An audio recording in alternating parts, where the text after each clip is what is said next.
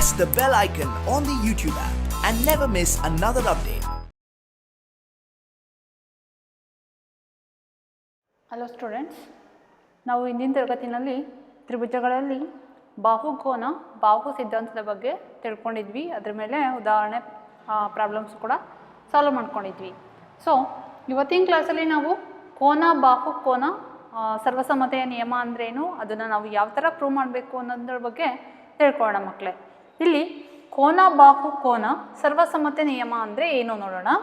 ಒಂದು ತ್ರಿಭುಜದ ಎರಡು ಕೋನಗಳು, ಒಂದು ತ್ರಿಭುಜ ತಗೊಂಡಿರ್ತೀವಿ, ಅಲ್ಲಿರ್ತಕ್ಕಂಥ ಎರಡು ಕೋನಗಳು ಮತ್ತು ಅವುಗಳ ಸಾಮಾನ್ಯ ಬಾಹು, ಇನ್ನೊಂದು ತ್ರಿಭುಜದ ಎರಡು ಕೋನಗಳು ಮತ್ತು ಅವುಗಳ ಸಾಮಾನ್ಯ ಬಾಹುಗಳಿಗೆ ಅನುರೂಪವಾಗಿ ಸಮವಾಗಿದ್ದರೆ ಆ ಎರಡೂ ತ್ರಿಭುಜಗಳು ಸರ್ವಸಮವಾಗಿರ್ತವೆ. ಅಂತ ಅಂದರೆ ಒಂದು ತ್ರಿಭುಜ ಇರುತ್ತೆ, ಆ ತ್ರಿಭುಜದಲ್ಲಿ ಎರಡು ಕೋನಗಳು ಇರಬೇಕು, ಆ ಎರಡು ಕೋನಗಳಿಗೆ ಒಂದು ಸಾಮಾನ್ಯ ಬಾಹು ಇರಬೇಕು. ಅದೇ ಥರ ಇನ್ನೊಂದು ತ್ರಿಭುಜ ತಗೊಂಡಿರಬೇಕು, ಇನ್ನೊಂದು ತ್ರಿಭುಜದಲ್ಲೂ ಕೂಡ ಎರಡು ಕೋನಗಳು ಇರಬೇಕು. ಅಲ್ಲಿರ್ತಕ್ಕಂಥ ಸಾಮಾನ್ಯ ಬಾಹು ಫಸ್ಟಿಗೆ ಇರ್ತಕ್ಕಂಥ ತ್ರಿಭುಜಕ್ಕೆ ಏನಾಗಿರಬೇಕು ಅಂತ ಅಂದರೆ ಸರ್ವಸಮ ಆದರೆ ಅದನ್ನು ನಾವೇನಂತ ಕರಿತೀವಿ, ಕೋನ ಬಾಹು ಕೋನ ಸರ್ವಸಮ್ಮತೆಯ ನಿಯಮ ಅಂತ ಕರಿತೇವೆ. ಸೊ ಇಲ್ಲಿ ಈ ಪ್ರಕರಣದಲ್ಲಿ ನಾವು ಇಲ್ಲಿ ಈ ಪ್ರಮೇಯದಲ್ಲಿ ನಾವು ಏನು ಪ್ರೂವ್ ಮಾಡಬೇಕು ಅಂತ ಅಂದರೆ ತ್ರಿಭುಜ ಎ ಬಿ ಸಿ ಸರ್ವಸಮ ತ್ರಿಭುಜ ಡಿ ಇ ಎಫ್ ಅಂತ ಪ್ರೂವ್ ಮಾಡಬೇಕು. ಇದನ್ನು ಪ್ರೂವ್ ಮಾಡಬೇಕು ಅಂತ ಅಂದರೆ ಈ ಸರ್ವಸಮ್ಮತೆಯ ನಿಯಮದಲ್ಲಿ ಮೂರು ಪ್ರಕರಣಗಳು ಬರ್ತವೆ. ಒಂದನೇ ಪ್ರಕರಣದಲ್ಲಿ ಏನಿದೆ, ಎರಡನೇ ಪ್ರಕರಣದಲ್ಲಿ ಏನಿದೆ, ಮೂರನೇದರಲ್ಲಿ ಏನಿದೆ, ಮೂರೂ ಪ್ರಕರಣದಲ್ಲಿ ತ್ರಿಭುಜ ಎ ಬಿ ಸಿ ಸರ್ವಸಮ ತ್ರಿಭುಜ ಡಿ ಇ ಎಫ್ ಅಂತಲೇ ನಾವು ಏನು ಮಾಡಬೇಕು, ಸಾಧಿಸಬೇಕು. ಸೊ ಇಲ್ಲಿ ನೋಡಿ, ಪ್ರಕರಣ ಒಂದರಲ್ಲಿ A B equal to D, ಇದು ನೋಡಿ ಎ ಬಿ ಸಿ ಒಂದು ತ್ರಿಭುಜ, ಡಿ ಇ ಎಫ್ ಒಂದು ತ್ರಿಭುಜ. ಪ್ರಕರಣ ಒಂದರಲ್ಲಿ ನಾವು ಏನಂತ ತಗೋಬೇಕು, A B equal to D E ಅಂತ ತಗೋಬೇಕು. ಎ ಬಿ ಅನ್ನೋದು ಡಿ ಇಗೆ ಏನಾಗಿರಬೇಕು, ಸಮ ಆಗಿರಬೇಕು ಅಂತ ತಗೋಬೇಕು. ಆಗ ಏನಾಗುತ್ತೆ ಅಂತ ಅಂದರೆ A B equal to D E, A B ಅನ್ನೋದು ಡಿ ಇಗೆ ಸಮ ಆಗಿರುತ್ತೆ. ಕೋನ ಬಿ ಈಕ್ವಲ್ ಟು ಕೋನ ಎ ಆಗಿರುತ್ತೆ. Next B C equal to E F ಅಂತ ಆಗಿರುತ್ತೆ.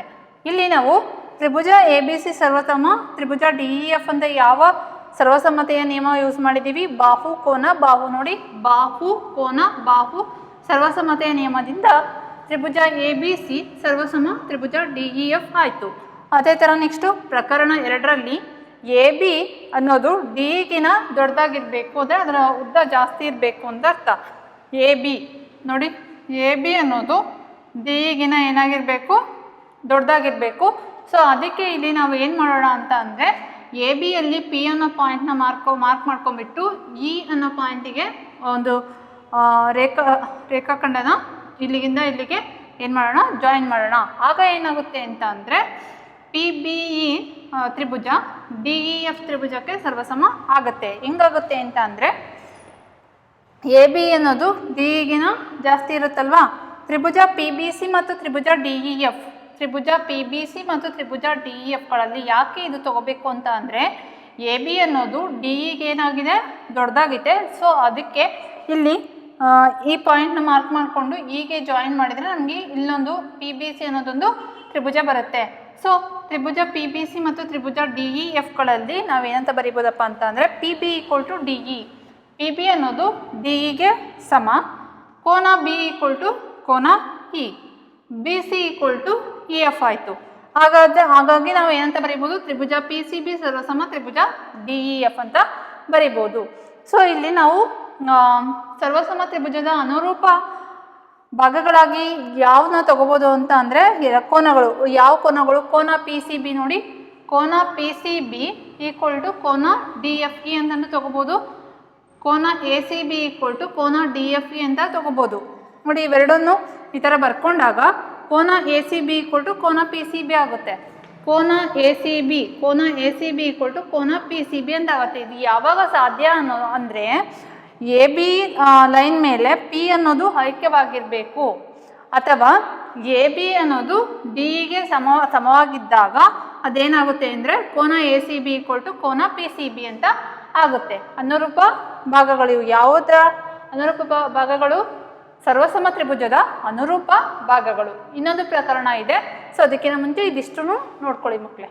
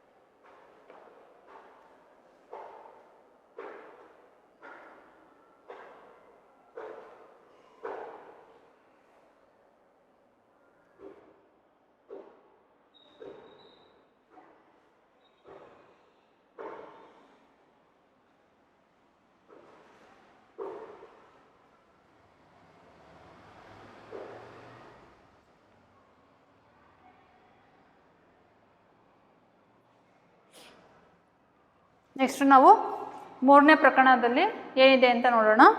ಸೊ ಇಲ್ಲಿ ನಾವು ಎರಡನೇ ಪ್ರಕರಣದಲ್ಲಿ ಏನು ಮಾಡಿದ್ವಿ, ಎ ಬಿ ಅನ್ನೋದು ಡಿ ಇಗೆ ದೊಡ್ಡದಾಗಿದೆ ಅಂತ ತೊಗೊಂಡಿದ್ದೀವಿ. ಮೂರನೇ ಪ್ರಕರಣದಲ್ಲಿ ಇದರ ಉಲ್ಟ ತೊಗೋಬೇಕು. ಅಂದರೆ ಡಿ ಇ ಅನ್ನೋದು ಎ ಬಿಗೆ ದೊಡ್ಡದಾಗಿದೆ ಅಥವಾ ಎ ಬಿ ಅನ್ನೋದು ಡಿ ಇಗೆ ಚಿಕ್ಕದಾಗಿದೆ ಅಂತ ತೊಗೊಂಡ್ಬಿಟ್ಟು ಈಗ ಯಾವ ಥರ ಮಾಡ್ಕೊತ ಬಂದ್ವಲ್ವ ಅದೇ ಥರ ಮಾಡಿದರೆ ಇಲ್ಲಿ ಏನಾಗುತ್ತೆ ಅಂತ ಅಂದರೆ A B equal to D E ಅಂತ ಆಗುತ್ತೆ.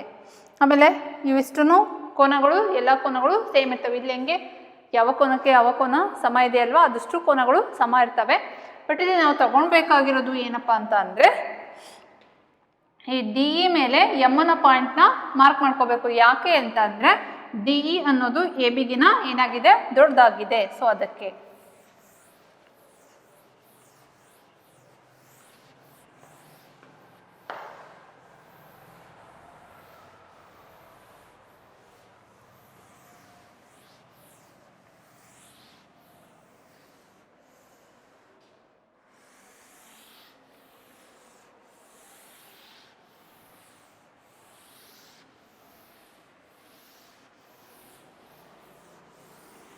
ಎಲ್ಲ ಕೇಸಸಲ್ಲೂ ನಾವು ಏನಂತ ಪ್ರೂವ್ ಮಾಡಬೇಕು, ಕೋನ ಎ ಬಿ ಸಿ ಸರ್ವಸಮ ಕೋನ ಡಿ ಇ ಎಫ್ ಅಂತಲೇ ಪ್ರೂವ್ ಮಾಡಬೇಕು.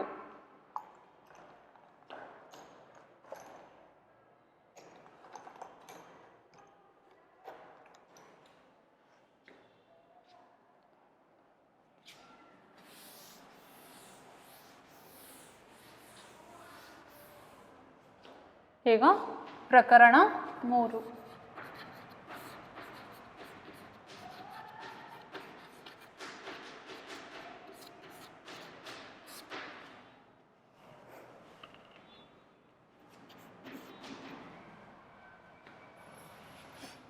ಏನು ತಗೊಳ್ಳೋಣ, D E is greater than D E ಅನ್ನೋದು ಎ ಬಿಗೇನು ದೊಡ್ಡದು ಅಥವಾ ಎ ಬಿ ಅನ್ನೋದು ಡಿ ಇಗೆ ಚಿಕ್ಕದು. ಈಗ ನಾವು ಎರಡನೇ ಪ್ರಕರಣದಲ್ಲಿ ಯಾವ ಥರ ಅಲ್ಲಿ ಚರ್ಚೆ ಮಾಡ್ಕೊತ ಅಲ್ಲಿ ತ್ರಿಭುಜ ಎ ಬಿ ಸಿ ಸರ್ವಸಮ ತ್ರಿಭುಜ ಡಿ ಇ ಎಫ್ ಅಂತ ಮಾಡಿದ್ವಲ್ವ, ಇಲ್ಲಿನೂ ಕೂಡ ಅದೇ ಥರ ಮಾಡ್ಕೊತ ಹೋಗಬೇಕು. ಸೊ ಇಲ್ಲಿ ಏನು ಮಾಡಬೇಕು, ಆ ಎರಡನೇ ಪ್ರಕರಣದಲ್ಲಿ ಏನು ಮಾಡಿದ್ವಿ ಅಂತ ಅಂದರೆ ಎ ಬಿ ಮೇಲೆ ಪಿ ಅಂತ ಒಂದು ಬಿಂದುನ ಮಾರ್ಕ್ ಮಾಡಿ ಸಿಗೆ ಏನು ಮಾಡಿದ್ವಿ, ಜಾಯಿನ್ ಮಾಡಿದ್ವಿ. ಇಲ್ಲಿ ಏನು ಮಾಡಬೇಕು ಅಂತ ಅಂದರೆ ಡಿ ಇ ಮೇಲೆ ಎಮ್ ಅನ್ನೋ ಪಾಯಿಂಟ್ನ ಚೂಸ್ ಮಾಡಿಕೊಂಡು ಎಫ್ಗೆ ಏನು ಮಾಡಬೇಕು, ಇದನ್ನು ಜಾಯಿನ್ ಮಾಡ್ಕೋಬೇಕು.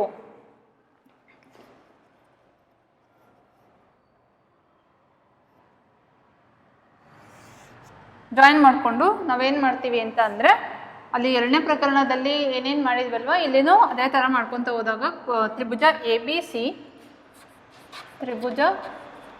ಸಿ ಸರ್ವಸಮ ತ್ರಿಭುಜ ಡಿ ಇ ಎಫ್ ಅಂತ ಬರುತ್ತೆ. ಆಮೇಲೆ ಮತ್ತೆ ಏನು ಮಾಡ್ಬೋದು ಅಂತ ಅಂದರೆ A B equal to D E ಅಂತ ಮಾಡ್ಕೋಬೋದು. A B equal to D E ಅಂತ ಮಾಡ್ಬೋದು. ಯಾಕಂದರೆ ಇದು ಸರ್ವಸಮ ತ್ರಿಭುಜದ ಅನುರೂಪ ಭಾಗಗಳು. ಇದಕ್ಕೆ ಈ ಎ ಬಿ ಅನ್ನೋದು ಡಿ ಇಗೆ ಏನಾಯಿತು, ಸಮ ಆಯಿತು ಅಂತ ಅರ್ಥ. ಇದು ಪ್ರಕರಣ 3. ಇದು ಕೋನ ಬಾಹು ಕೋನ ಸರ್ವಸಮ್ಮತೆಯ ನಿಯಮದಲ್ಲಿ ಬರ್ತಕ್ಕಂಥ 3 ಪ್ರಕರಣಗಳು. 3 ಪ್ರಕರಣದಲ್ಲಿ ನಾವು ಏನು ಮಾಡಬೇಕು ಅಂತ ಅಂದರೆ ಈ ತ್ರಿಭುಜಕ್ಕೆ ಸರ್ವಸಮ ಅಂತ ಮಾಡಬೇಕು. ನಾನು ABC ಅಂತ ತಗೊಂಡಿದ್ದೀನಿ. ನೀವು ಯಾವುದಾದ್ರೂ ಆಲ್ಫಾಬೆಟಿಕಲ್ ಲೆಟರ್ಸ್ನ ತಗೋಬೋದು. ಇಲ್ಲಿ ಬೇಕಾದರೂ ಚೇಂಜ್ ಮಾಡ್ಬೋದು. ಒಟ್ಟು ನಮಗೆ ಈ ಫಸ್ಟ್ನೇ ತ್ರಿಭುಜ ಈ ಅನುರೂಪ ತ್ರಿಭುಜಕ್ಕೆ ಏನಾಗಿರಬೇಕು ಅಂತ ತೋರಿಸ್ಬೇಕು, ಸರ್ವಸಮ ಆಗಿರಬೇಕು.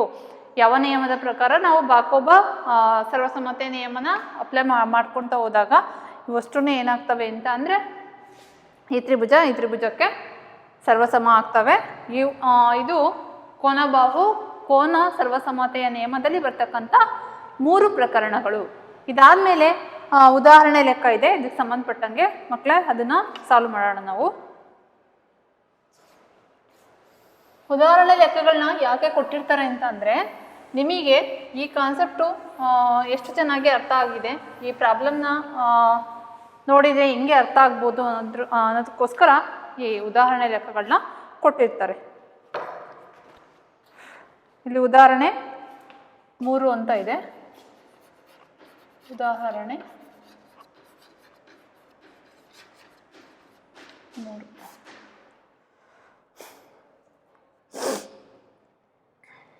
AB ರೇಖಾಖಂಡವು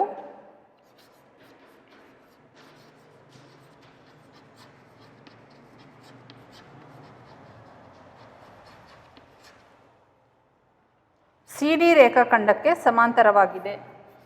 CD ರೇಖಾಖಂಡಕ್ಕೆ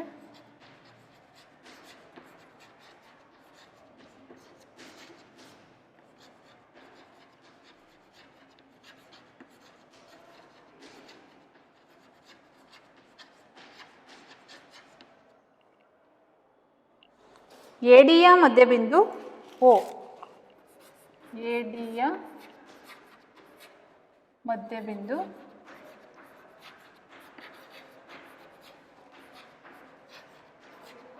O ಆಗಿದೆ. ಫಸ್ಟ್ ಒನ್ನಲ್ಲಿ ತ್ರಿಭುಜ AOB ಸರ್ವಸಮ ತ್ರಿಭುಜ DOC. ಎರಡನೇದರಲ್ಲಿ BC ಯ ಮಧ್ಯಬಿಂದು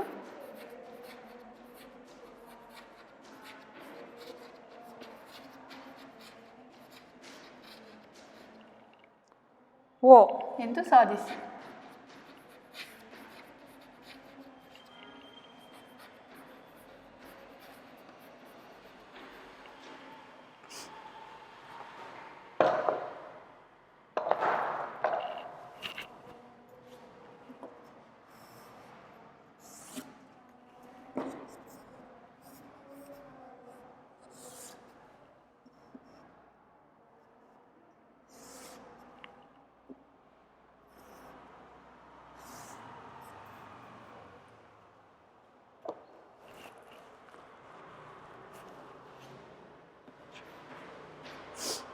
ABCD.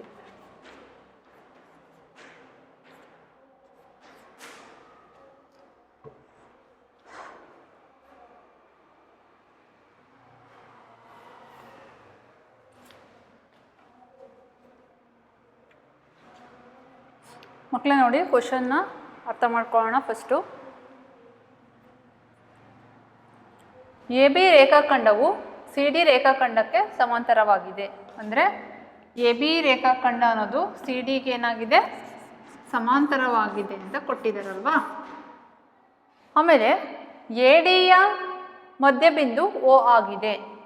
AD ಅನ್ನೋದಕ್ಕೆ ಮಧ್ಯಬಿಂದು O ಆಗಿದೆ. ನಾವಿಲ್ಲಿ ಏನು ಮಾಡಬೇಕು ಅಂತ ಅಂದರೆ ತ್ರಿಭುಜ AOB ಸರ್ವಸಮ ತ್ರಿಭುಜ DOC ಅಂತ ಸಾಧಿಸಬೇಕು. ಮತ್ತು BC ಯ ಮಧ್ಯಬಿಂದು O ಅಂತ ಸಾಧಿಸ್ಬೇಕು ಅಲ್ವಾ. ಸೊ BC ಯ ಮಧ್ಯಬಿಂದು O ಅಂತ ಅಂದರೆ ಏನಂತ ಮಾಡ್ಬೋದು, BO ಅಥವಾ OB = OC ಅಂತ ಮಾಡ್ಕೋಬೇಕು.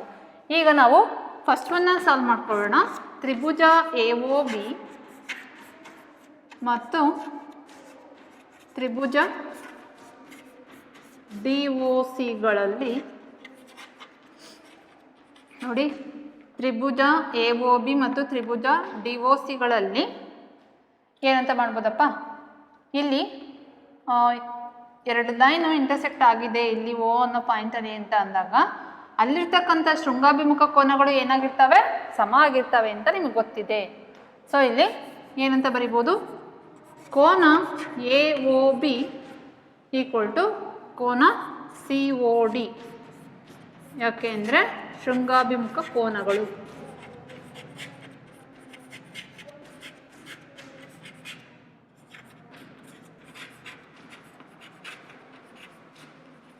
ಅಲ್ವಾ? ಈಗ ನೆಕ್ಸ್ಟು ಇಲ್ಲಿ ಏನು ಕೊಟ್ಟಿದ್ದಾರೆ, ಎ ಡಿಯ ಮಧ್ಯಬಿಂದು ಓ ಅಂತ ಕೊಟ್ಟಿದ್ದಾರಲ್ವಾ. ಎ ಡಿಯ ಮಧ್ಯಬಿಂದು ಓ ಅಂತ ಕೊಟ್ಟಾಗ A O equal to O D ಅಂತ ಬರೀಬೋದಲ್ವಾ. A O equal to O D. ಯಾಕೆ ಅಂತ ಅಂದರೆ ಎ ಡಿಯ ಮಧ್ಯಬಿಂದು ಓ ಮಧ್ಯಬಿಂದು ಓ ಆಗಿದೆ. ನೆಕ್ಸ್ಟು ಇಲ್ಲಿ ಪರ್ಯಾಯ ಕೋನಗಳು ಬರ್ತಾವೆ ಮಕ್ಕಳೇ. ಕೋನ A B O equal to ಕೋನ ಡಿ ಸಿ ಒ ಅಂತ ಬರಿಬೋದು. ಕೋನ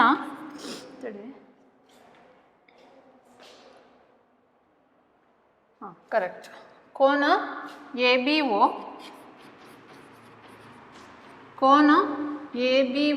ಈಕ್ವಲ್ ಟು ಕೋನ ಡಿ ಸಿ ಒ. ಕೋನ ಡಿ ಸಿ ಒ ಪರ್ಯಾಯ ಕೋನಗಳು. ಅಲ್ಲಿ ಏನಂತ ಕೊಟ್ಟಿದ್ದಾರೆ ಅಂತ ಅಂದರೆ, ಇವು ಯಾಕೆ ಪರ್ಯಾಯ ಕೋನಗಳು ಆಗ್ತವೆ ಅಂತ ಅಂದರೆ,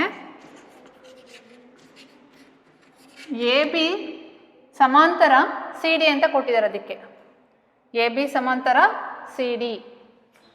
ಇಲ್ಲಿ ನೋಡಿ, ಎ ಬಿ ರೇಖಾಖಂಡವು ಸಿ ಡಿ ರೇಖಾಖಂಡಕ್ಕೆ ಸಮಾಂತರವಾಗಿದೆ ಅಂದರೆ ಎ ಬಿ ಸಮಾಂತರ ಸಿ ಡಿ. ಹಾಗಾಗಿ ಏನಂತ ಬರಿಬೋದು, ತ್ರಿಭುಜ ಎ ಒ ಬಿ ಸರ್ವಸಮ ತ್ರಿಭುಜ ಡಿ ಒ ಸಿ. ಯಾವ ಸರ್ವಸಮತೆಯ ನಿಯಮ? ಕೋನ ಬಾಹು ಕೋನ ಸರ್ವಸಮತೆಯ ನಿಯಮ ಅಲ್ವಾ. ನೆಕ್ಸ್ಟು ಇಲ್ಲಿ ಏನು ಮಾಡ್ಬೋದು ಅಂತ ಅಂದರೆ, ಈ ತ್ರಿಭುಜಕ್ಕೆ ಏನಾಯಿತು, ಸರ್ವಸಮ ಆಯಿತು.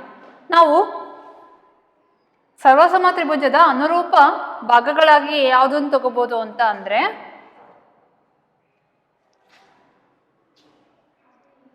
ಸಿ ಒ ಅಥವಾ O C equal to O D O B ಅಂತ ತಗೋಬೋದು.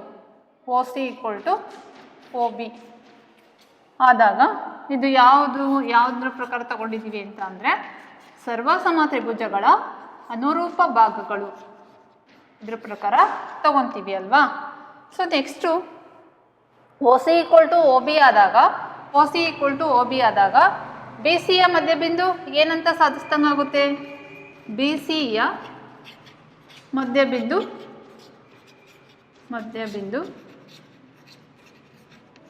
ಓ ಅಲ್ವಾ. ಇದಿಷ್ಟು ನಾವು ಸರ್ವಸಮ ತ್ರಿಭುಜದ ಅನುರೂಪ ಭಾಗಗಳಾಗಿ ತಗೊಂಡಾಗ ಆ ಓ ಅನ್ನೋದು ಬಿ ಸಿಗೆ ಏನಾಗುತ್ತೆ, ಮಧ್ಯಬಿಂದು ಆಗುತ್ತೆ. ಇಲ್ಲಿ ಯಾವ ತ್ರಿಭುಜಗಳನ್ನ ಸರ್ವಸಮ ಅಂತ ಪ್ರೂವ್ ಮಾಡೋಕ್ಕೆ ಹೇಳ್ತಾರಲ್ವ ಮಕ್ಕಳೇ, ಆ ತ್ರಿಭುಜಗಳನ್ನ ತೊಗೊಂಡ್ಬಿಟ್ಟು ನಾವು ಅಲ್ಲಿ ಏನು ಮಾಡ್ಬೋದು ಅಂತ ನೋಡ್ಕೊತ ಹೋದರೆ ಈ ಪ್ರಾಬ್ಲಮ್ ಏನಾಗುತ್ತೆ, ಈಸಿಯಾಗಿ ಸಾಲ್ವ್ ಆಗುತ್ತೆ. ಸೊ ನೋಡ್ಕೊಳ್ಳಿ.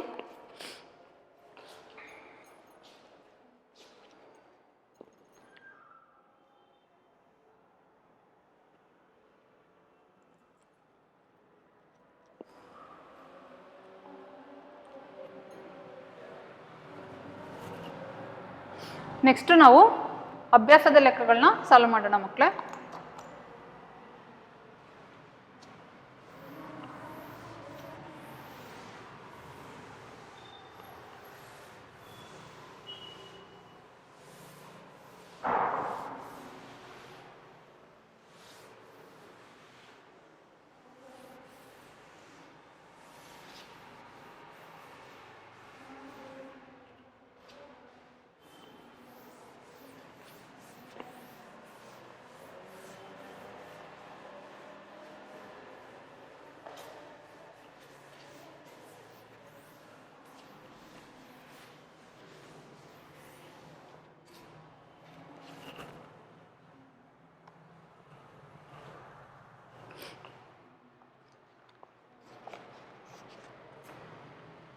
ಅಭ್ಯಾಸ 5.1.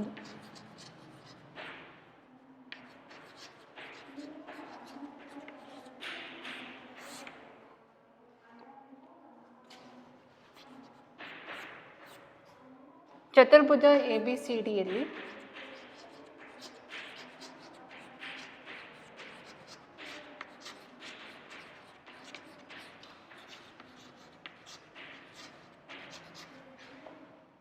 AC equal to AD, AC equal to AD ಮತ್ತು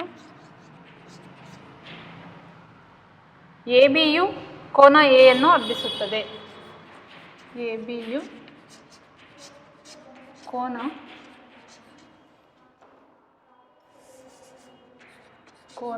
A ಅನ್ನು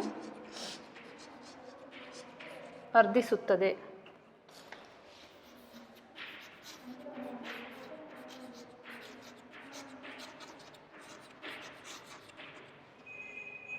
ಅರ್ಧಿಸುತ್ತಿದೆ ಅಂತ ಕೊಟ್ಟಿದ್ದಾರೆ. ಅರ್ಧಿಸುತ್ತಿದೆ. ತ್ರಿಭುಜ ABC ಸರ್ವಸಮ ತ್ರಿಭುಜ ABD ಎಂದು ತೋರಿಸಿ ಎಂದು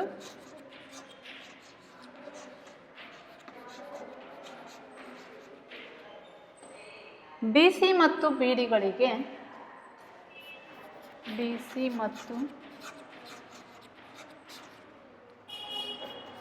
BDಗಳಿಗೆ ಸಂಬಂಧಿಸಿದಂತೆ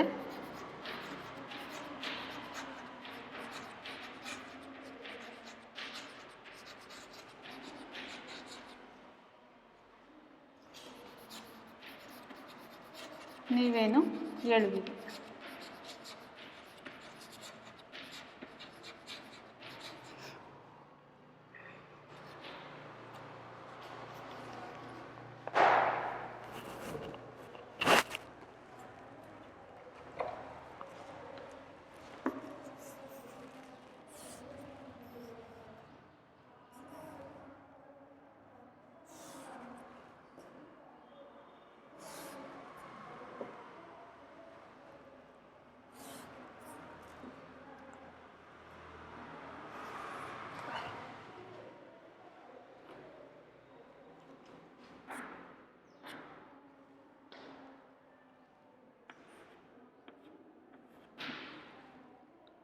ABCD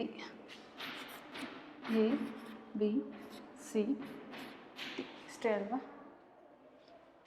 ಇದು ಕ್ವಶನ್ ಅಲ್ವಾ ಮಕ್ಕಳೇ? ಸೊ ಅರ್ಥ ಮಾಡ್ಕೊಳ್ಳೋಣ. ಚತುರ್ಭುಜ ABCDಯಲ್ಲಿ ABCD ಚತುರ್ಭುಜದಲ್ಲಿ AC equal to AD ಏನು ಕೊಟ್ಟಿದ್ದಾರೆ?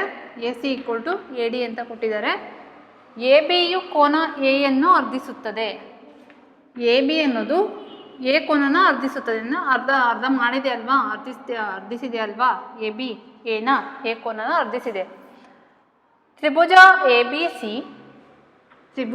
ABC ಸರ್ವಸಮ ತ್ರಿಭುಜ ABD ಅಂತ ನಾವು ಇಲ್ಲಿ ತೋರಿಸ್ಬೇಕು.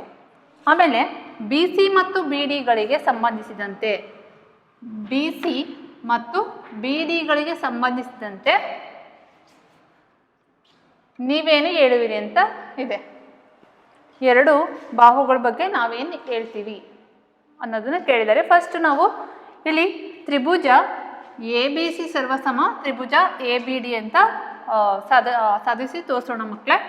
ಸೊ ಇಲ್ಲಿ ಯಾವ ತ್ರಿಭುಜಗಳನ್ನ ಸರ್ವಸಮ ಅಂತ ತೋರಿಸಿ ಅಂತ ಹೇಳಿದಾರಲ್ವ, ಆ ಎರಡೂ ತ್ರಿಭುಜಗಳನ್ನ ಫಸ್ಟ್ ತಗೋಬೇಕಾಗುತ್ತೆ.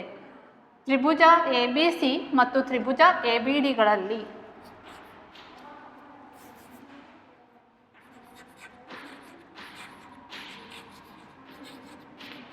ತ್ರಿಭುಜ ABC ಮತ್ತು ತ್ರಿಭುಜ ABDಗಳಲ್ಲಿ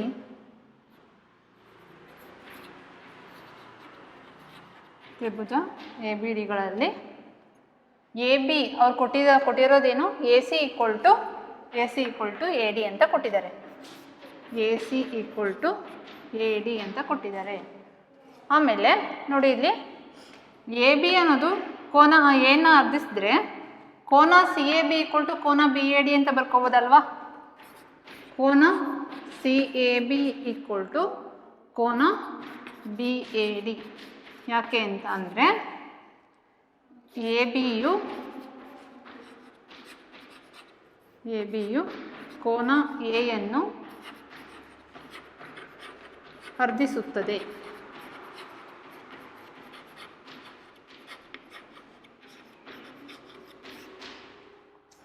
ನೆಕ್ಸ್ಟು ಇದು ಈ ತ್ರಿಭುಜ ಅಂದರೆ ಎ ಬಿ ಸಿ ತ್ರಿಭುಜ ಮತ್ತು ಎ ಬಿ ಡಿ ತ್ರಿಭುಜಗಳಿಗೆ ಸಾಮಾನ್ಯ ಬಾಹು ಎ ಬಿ ಅಲ್ವಾ.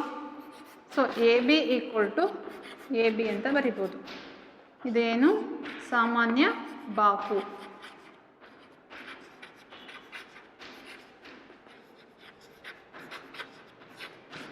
ಈಗ ನಾವೇನಂತ ಬರಿಬೋದು ಅಂತ ಅಂದರೆ ಬಾಹು ಕೋನ ಬಾಹು ಸರ್ವಸಮತೆಯ ನಿಯಮದ ಪ್ರಕಾರ ತ್ರಿಭುಜ ಎ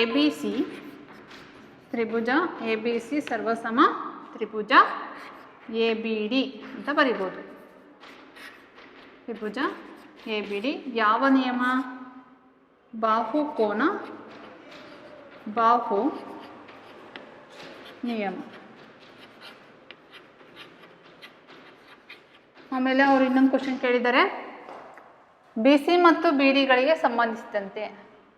ಬಿ ಸಿ ಮತ್ತು ಬಿ ಡಿ ಏನಾಗುತ್ತೆ ಅಂತ ಅಂದರೆ ಬಿ ಸಿ ಮತ್ತು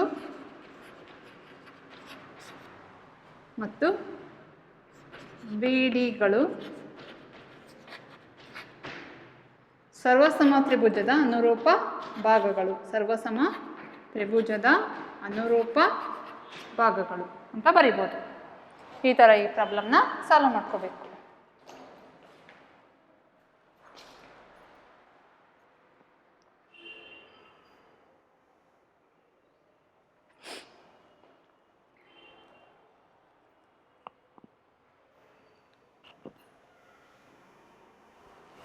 ನೆಕ್ಸ್ಟು ನಾವು ಸೆಕೆಂಡ್ ಒಂದು ಪ್ರಾಬ್ಲಮ್ನ ಸಾಲ್ವ್ ಮಾಡ್ಕೊಳ್ಳೋಣ.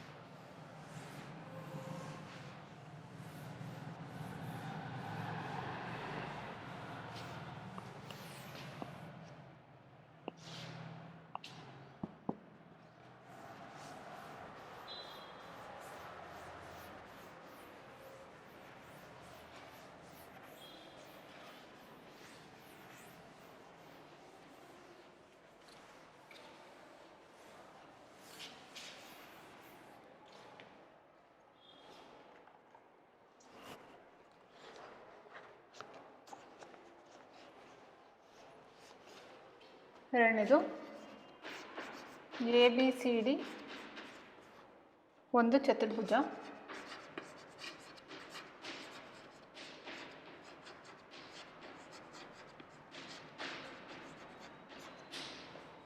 A D equal to B C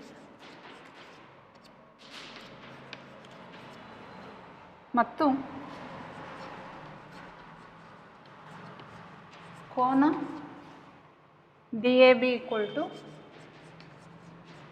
ಕೋನ ಸಿ ಬಿ ಎ ಆಗಿದೆ.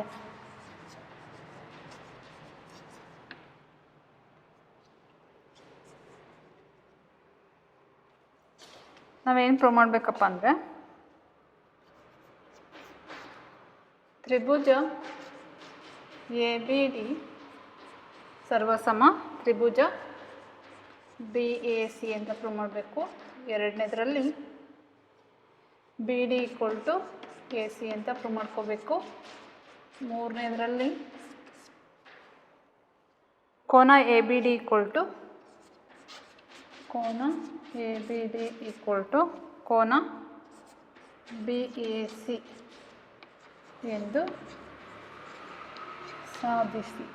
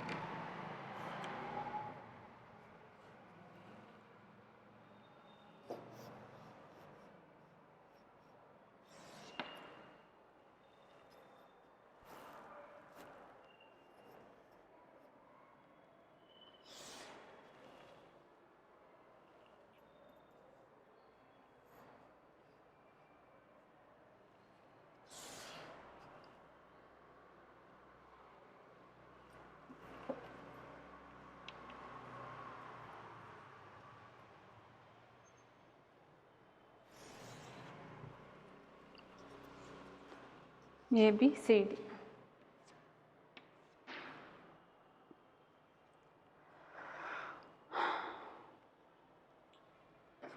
A B C D.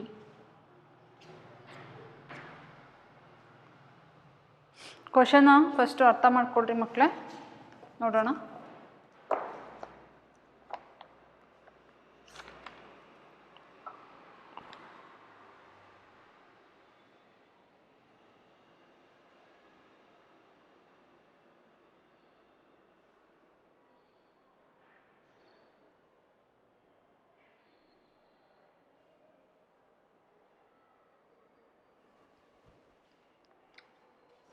ನೋಡಿ ಇಲ್ಲಿ ಎ ಬಿ ಸಿ ಡಿ ಒಂದು ಚತುರ್ಭುಜ ಅಲ್ವಾ. ಎ ಬಿ ಸಿ ಡಿ ಒಂದು ಚತುರ್ಭುಜ. A D equal to B C. A D ಅನ್ನೋದು ಬಿ ಸಿ ಏನಾಗಿದೆ ಸಮ ಆಗಿದೆ ಅಂತ ಕೊಟ್ಟಿದ್ದಾರೆ. ಮತ್ತು ಕೋನ D A B equal to, ನೋಡಿ ಕೋನ D A B equal to ಕೋನ ಸಿ ಬಿ ಎ. ಕೋನ ಸಿ ಬಿ ಎ ಕೋನ ಬಿ ಕೋನಕ್ಕೆ ಏನಾಗಿದೆ ಸಮ ಆಗಿದೆ ಅಂತ ಕೊಟ್ಟಿದ್ದಾರೆ. ನಾವೇನು ಪ್ರೂವ್ ಮಾಡಬೇಕಪ್ಪ ಅಂದರೆ ತ್ರಿಭುಜ ಎ ಬಿ ಡಿ, ತ್ರಿಭುಜ ಎ ಬಿ ಡಿ ಸರ್ವಸಮ ತ್ರಿಭುಜ ಬಿ ಎ ಸಿ ಅಂತ ಪ್ರೂವ್ ಮಾಡಬೇಕು. B D equal to A C ಅಂತ ಪ್ರೂವ್ ಮಾಡ್ಕೋಬೇಕು. ಕೋನ A B D equal to ಕೋನ ಬಿ ಎ ಸಿ ಅಂತ ಸಾಧಿಸಬೇಕು. ಸೊ ಇಲ್ಲಿ ಫಸ್ಟು ನಾವು ಯಾವ ತ್ರಿಭುಜಗಳನ್ನ ಸರ್ವಸಮ ಅಂತ ಕೊಟ್ಟಿರ್ತಾರಲ್ವ ಆ ತ್ರಿಭುಜಗಳನ್ನ ತಗೋಬೇಕಾಗುತ್ತೆ. ತ್ರಿಭುಜ ಎ ಬಿ ಡಿ ಮತ್ತು ತ್ರಿಭುಜ ಬಿ ಎ ಸಿಗಳಲ್ಲಿ, ತ್ರಿಭುಜ ಎ ಬಿ ಡಿ ಮತ್ತು ನೋಡಿ ತ್ರಿಭುಜ ಎ ಬಿ ಡಿ ಮತ್ತು ತ್ರಿಭುಜ ಬಿ ಎ ಸಿಗಳಲ್ಲಿ ಅವರು ದತ್ತದಲ್ಲಿ ಕೊಟ್ಟಿದ್ದಾರೆ A D equal to B C ಅಂತ. A D equal to B C. Reason ಏನಪ್ಪ ಅಂದರೆ ದತ್ತ. ಆಮೇಲೆ ಕೋನ D A B equal to ಕೋನ D A B equal to ಕೋನ ಸಿ ಬಿ ಎ ಅಂತ ಕೊಟ್ಟಿದ್ದಾರೆ. ಇದನ್ನು ಕೂಡ ದತ್ತದಲ್ಲಿ ಕೊಟ್ಟಿದ್ದಾರೆ. ಆಮೇಲೆ ನೋಡಿ ಮಕ್ಕಳಲ್ಲಿ ನಾವು ಎ ಬಿ ಡಿ ಮತ್ತು ಬಿ ಎ ಸಿ ತ್ರಿಭುಜ ನೋಡಿದಾಗ, ಎ ಬಿ ಡಿ ಮತ್ತು ಬಿ ಎ ಸಿ ತ್ರಿಭುಜ ನೋಡಿದಾಗ ಆ ಎರಡೂ ತ್ರಿಭುಜಗಳಿಗೆ ಎ ಬಿ ಅನ್ನೋದು ಏನಾಗಿದೆ ಸಾಮಾನ್ಯ ಬಾಹು ಆಗಿದೆ. ಅವೆರಡು ತ್ರಿಭುಜಗಳಿಗೆ ಅದೇ ಸಾಮಾನ್ಯ ಬಾಹು ಅಲ್ವಾ. A B equal to A B. Reason ಏನು? ಸಾಮಾನ್ಯ ಬಾಹು.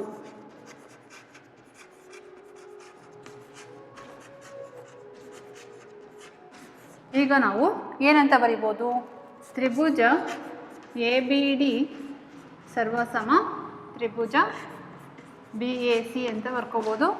ಯಾವ ಸರ್ವಸಮತೆಯ ನಿಯಮ ಅಂದರೆ ಬಾಹು ಕೋನ ಬಾಹು ಸರ್ವಸಮತೆಯ ನಿಯಮ. ಬಾಹು ಕೋನ ಬಾಹು ನಿಯಮ ಅಲ್ವಾ. ಈಗ ನೆಕ್ಸ್ಟು ಏನಂತ ಬರಿಬೋದಪ್ಪ ಅಂದರೆ ಎರಡನೇದರಲ್ಲಿ B D equal to A C ಅಂತ ಕೊಟ್ಟಿದ್ದಾರಲ್ವಾ. B D equal to A C ಅಂತ ಬರಿಬೋದು. ಯಾವ ಇದನ್ನು ಯೂಸ್ ಮಾಡ್ಕೊತೀವಿ ಅಂದ್ರೆ ಈ ತ್ರಿಭುಜಗಳು ಸರ್ವಸಮ ಆಗಿದ್ದಾವಲ್ವ ಅದನ್ನು ಸರ್ವಸಮ ತ್ರಿಭುಜದ ಅನುರೂಪ ಭಾಗಗಳಾಗಿ ನಾವು ತಗೋಬೋದು ಅಲ್ವಾ. ನೆಕ್ಸ್ಟು ಕೋನ A B D equal to ನೋಡಿ ಕೋನ A B D equal to ಕೋನ ಬಿ ಎ ಸಿ. ಇದನ್ನು ಕೂಡ ಸರ್ವಸಮ ತ್ರಿಭುಜದ ಅನುರೂಪ ಕೋನಗಳು ಅಂತ ತಗೋಬೋದು, ಅನುರೂಪ ಭಾಗಗಳು ಅಂತ ಆದರೂ ತಗೋಬೋದು. ಕೋನ ಇದು ಫಸ್ಟ್ ಒನ್ ಪ್ರೂವ್ ಆಯಿತು, ಸೆಕೆಂಡ್ ಒನ್ ಇಲ್ಲಿ ಪ್ರೂವ್ ಮಾಡ್ಕೊಂಡಿದ್ದೀವಿ, ಥರ್ಡ್ ಒನ್ನು ಹೀಗೆ ಪ್ರೂವ್ ಮಾಡ್ಬೋದು. ಕೋನ A B D equal to ಕೋನ ಬಿ ಎ ಸಿ. ಏನು ರೀಸನು ಅಂದರೆ ಇವು ಸರ್ವಸಮ ತ್ರಿಭುಜದ ಅನುರೂಪ ಭಾಗಗಳು. ಈ ಥರ ನಾವು ಸಾಲ್ವ್ ಮಾಡ್ಕೋಬೇಕು. ಯಾವ ತ್ರಿಭುಜಗಳನ್ನ ಅಪ್ರೂವ್ ಮಾಡೋಕ್ಕೆ ಕೇಳಿರ್ತಾರೆ ಸರ್ವಸಮ ಅಂತ ಕೇಳಿದ್ರೆ ಅವುಗಳನ್ನ ನಾವು ಫಸ್ಟ್ ಸರ್ವಸಮ ಅಂತ ಸಾಧಿಸ್ಬಿಟ್ಟು ಅಲ್ಲಿ ಏನು ಸರ್ವಸಮ ತ್ರಿಭುಜದ ಅನುರೂಪ ಭಾಗಗಳಿದ್ದಾವೆ ಅವು ನೋಡ್ಕೊಂಡ್ಬಿಟ್ರೆ ಈ ಥರ ಪ್ರಾಬ್ಲಮ್ನ ನಾವು ಈಸಿಯಾಗಿ ಸಾಲ್ವ್ ಮಾಡ್ಕೋಬೋದು. ಸೊ ನೋಡ್ಕೊಳ್ಳಿ.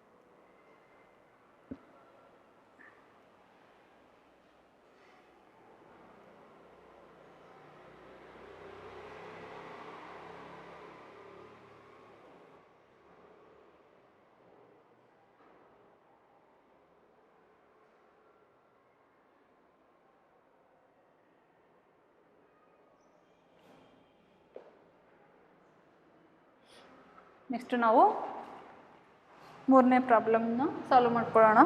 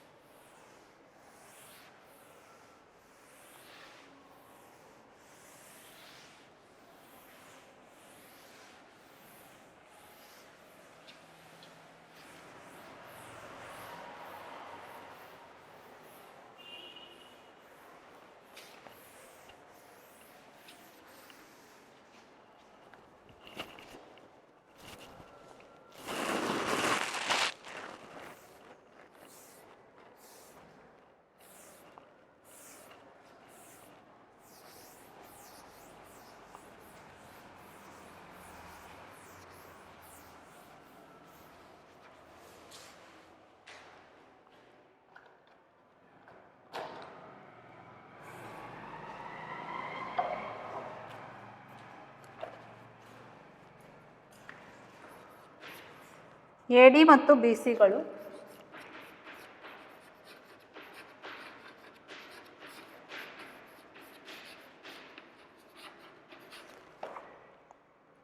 AB ರೇಖಾಖಂಡಕ್ಕೆ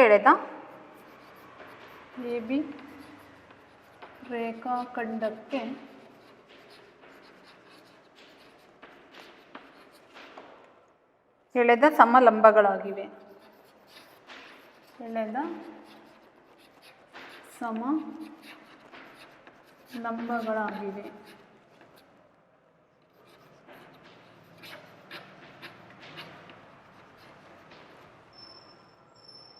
CDಯು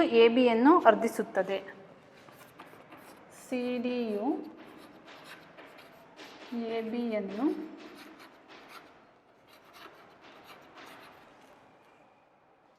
ಅರ್ಧಿಸುತ್ತದೆ. ಅರ್ಧಿಸುತ್ತದೆ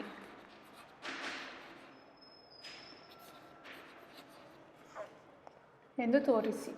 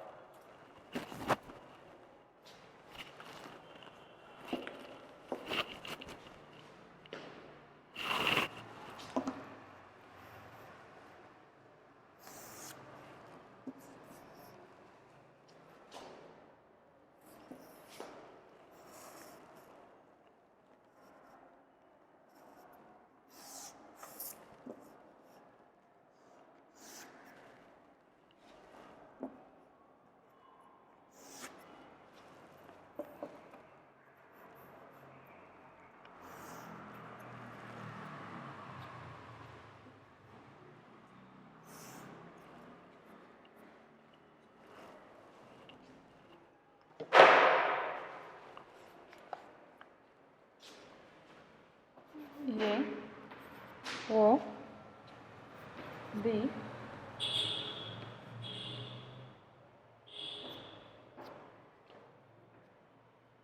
CD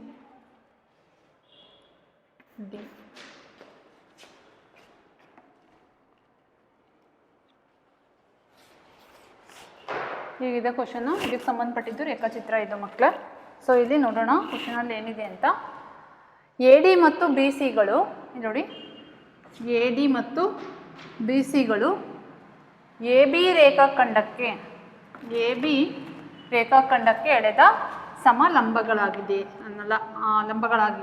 ABಗೆ BC ಮತ್ತು ADಗಳು ಏನಾಗಿದ್ದಾವಂತೆ? ಆಗಿದಾವಲ್ವಾ? ನೋಡಿ ಬೇಕಿದ್ರೆ ರೇಖಾಚಿತ್ರನ ನೋಡಿ ಗೊತ್ತಾಗುತ್ತೆ. ಎಳೆದ ಸಮಲಂಬಗಳಾಗಿವೆ. CDಯು ABಯನ್ನು ಅರ್ಧಿಸುತ್ತದೆ. CDಯು ಏನು ಮಾಡುತ್ತೆ? ABನ ಅರ್ಧಿಸುತ್ತದೆ ಅಂತ ನಾವು ತೋರಿಸ್ಬೇಕು.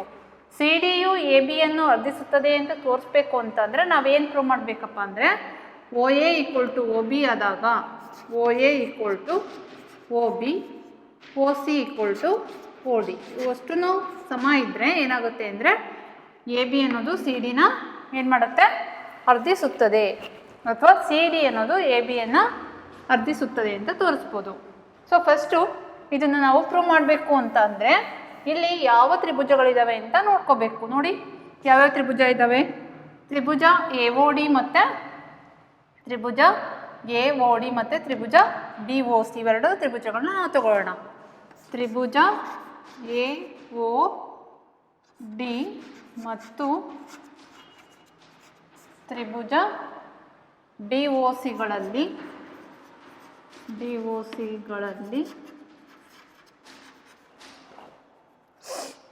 ಸಿಗಳಲ್ಲಿ ನೋಡಿ ಈ ಥರ ಇದ್ದರೆ ಇದು ಇಲ್ಲಿ ಓ ಅನ್ನೋ ಪಾಯಿಂಟಲ್ಲಿ ಎರಡು ಲೈನ್ಗಳು ಏನಾಗಿದ್ದಾವೆ ಛೇದಿಸಿದ್ದಾವೆ ಅಂತ ಅಂದಾಗ ಅಲ್ಲಿರ್ತಕ್ಕಂಥ ಶೃಂಗಾಭಿಮುಖ ಕೋನಗಳು ಏನಾಗಿರ್ತವೆ ಮಕ್ಕಳೇ ಸಮ ಆಗಿರ್ತವೆ. ಸೊ ಅದಕ್ಕೆ ನಾವು ಏನಂತ ಬರ್ಕೋಬೋದು, ಕೋನ B O C equal to ಕೋನ ಎ ಒ ಡಿ ಅಂತ ಬರಿಬೋದಲ್ವ. ಯಾಕೆ ಅಂದರೆ ಶೃಂಗಾಭಿಮುಖ ಕೋನಗಳು.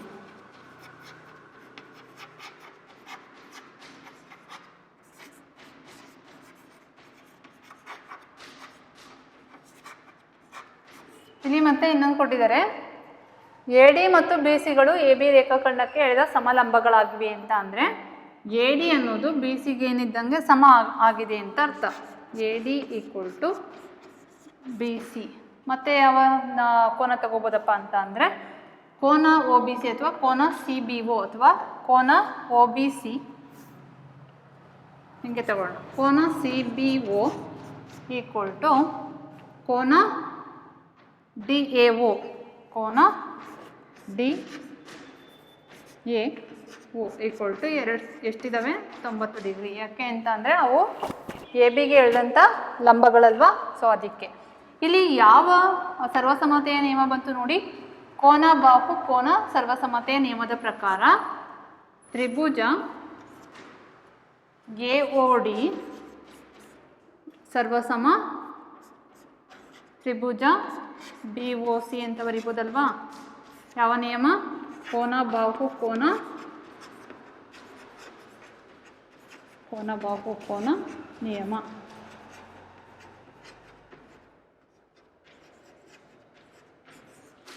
ನೆಕ್ಸ್ಟ್ ಏನು ಮಾಡ್ಬೋದು ಅಂತ ಅಂದರೆ ಇವುಗಳ ಸರ್ವಸಮ ತ್ರಿಭುಜದ ಅನುರೂಪ ಭಾಗಗಳಾಗಿ O C equal to O D ಅಂತ ಮಾಡ್ಬೋದು. ಮತ್ತು ಇದು ಏನಂತ ಬರಿತೀವಿ, ಸರ್ವಸಮ ಲಾಸ್ಟಿಗೆ ಬರೆಯೋಣ. O C equal to O D, O A equal to O B. ಇವಿಷ್ಟೂ ಏನು ಅಂತ ಅಂದರೆ ಸರ್ವಸಮ ತ್ರಿಭುಜದ ಅನುರೂಪ ಭಾಗಗಳು. ಇವು ಸಮ ಇದ್ದಾವೆ ಅಂತ ಅಂದರೆ ನಾವು ಏನು ತೋರಿಸ್ದಂಗೆ ಸಿ ಡಿ ಯು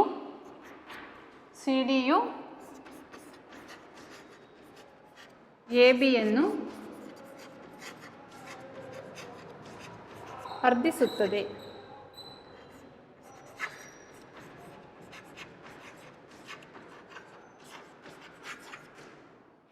ಈ ಥರ ಸಾಲ್ವ್ ಮಾಡ್ಕೋಬೇಕು.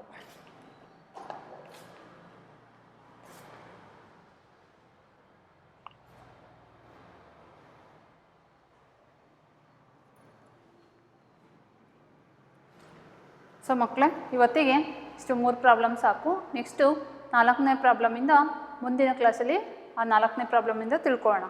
So thank you.